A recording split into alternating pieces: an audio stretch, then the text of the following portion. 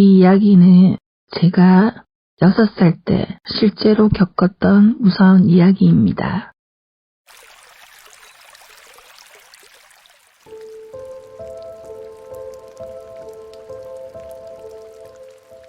제가 6살 때 집안 형편이 좋지 않아서 남해에 있는 친할머니 댁에 좀 맡겨졌어요. 부모님 두 분 다 일을 하셔야 하는 상황이라 어쩔 수 없었죠.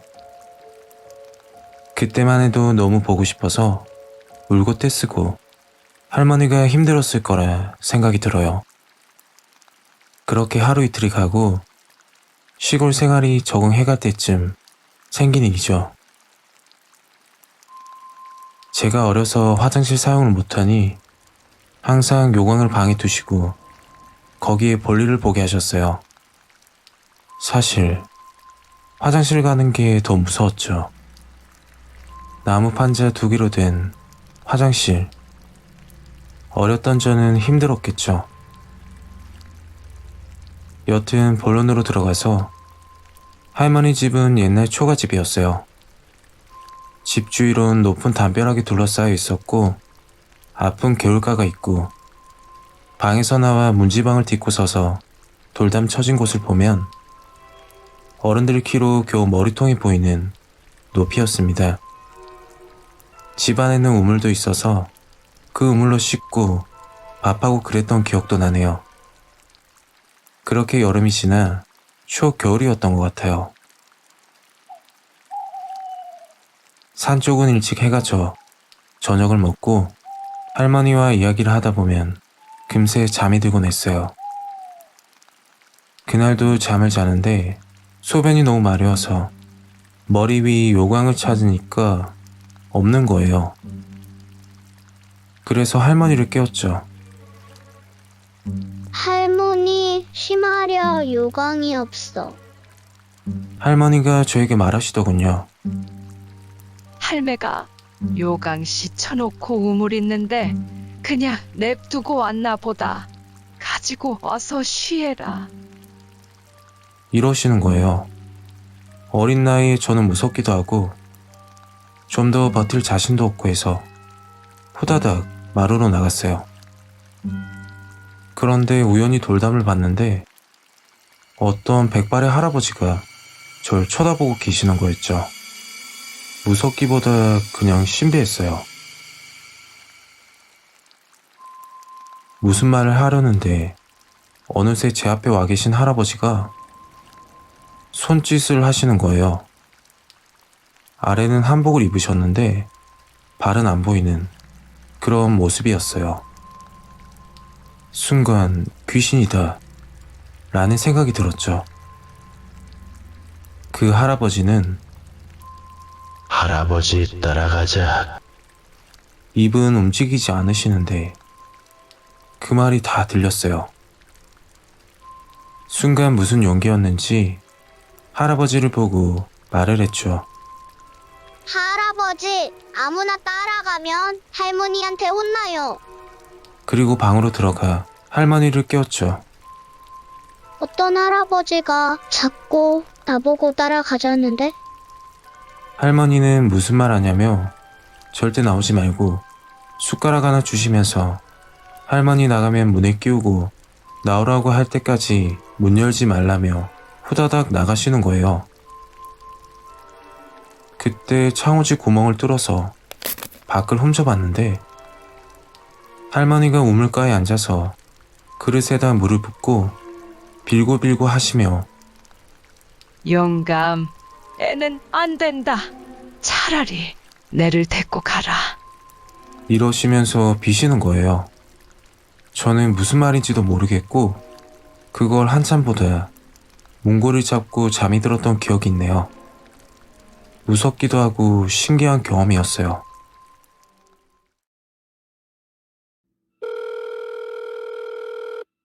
안녕하세요. 제가 1년 전 실제로 겪었던 일을 들려드리려고 합니다.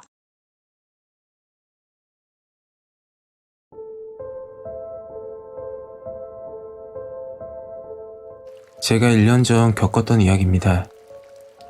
글로 표현해서 그렇지만 온몸에 소름이 돋았던 경험입니다.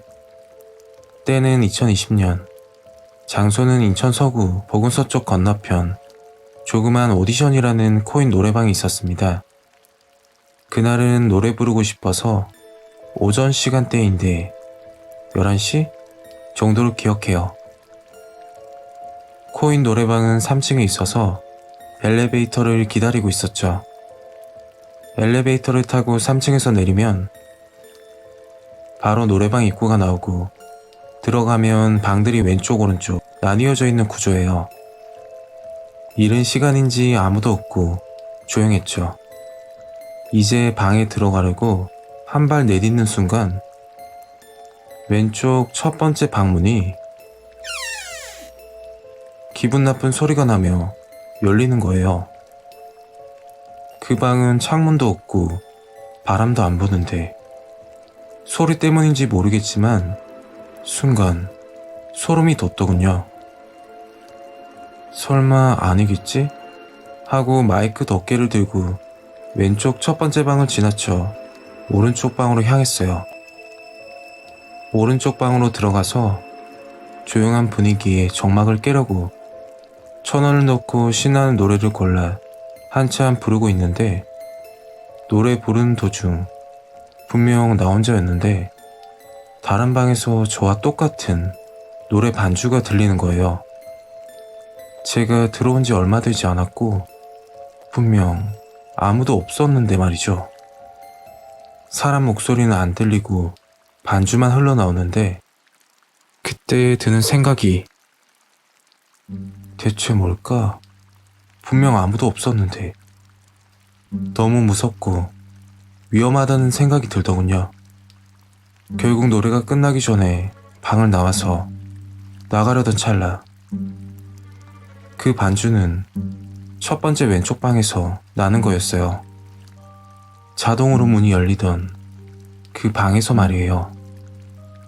만약 누가 왔다면 엘리베이터가 1층이 아닌 3층으로 되어 있어야 할 텐데 엘리베이터는 1층이더군요.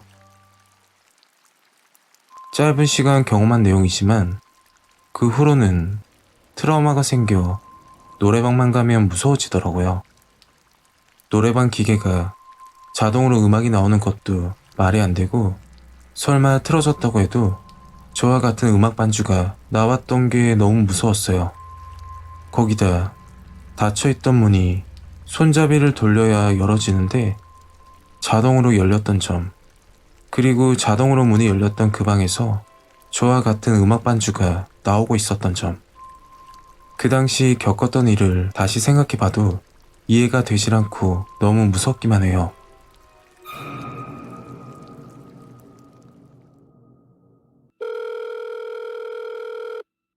안녕하세요. 이번에 구독하고 사연을 보내게 된 구독자입니다. 사연이 재미있을지 없을지는 잘 모르겠지만 재미있게 잘 들어주시면 감사하겠습니다.